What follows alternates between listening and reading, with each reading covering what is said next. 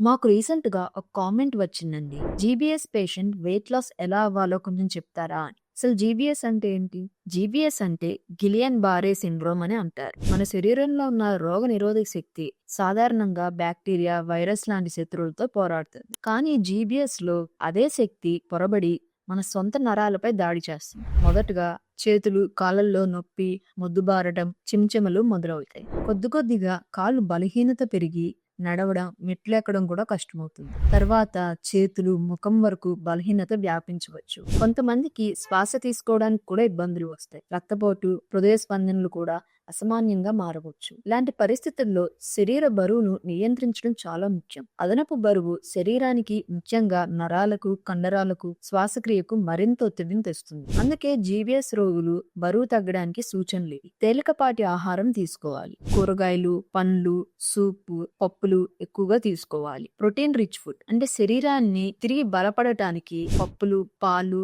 శనగలు వంటివి ఉపయోగకరం. నీరు ఎక్కువగా తాగాలి. శరీరంలో టాక్సిన్స్ బయటకు వెళ్ళిపోతాయి. మెటబాలిజం కూడా బాగా పనిచేస్తుంది. లైట్ గా వ్యాయామం చేయాలి. ఫిజియోథెరపిస్ట్ సూచనతో నడక, శ్వాసభాస్యాలు చేయాలి. ఇది శరీర బరువు తగ్గించడమే కాకుండా కండరాలకు బలం ఇస్తాయి. ఒత్తిడిని తగ్గించాలి. బాగా నిద్రపోవాలి.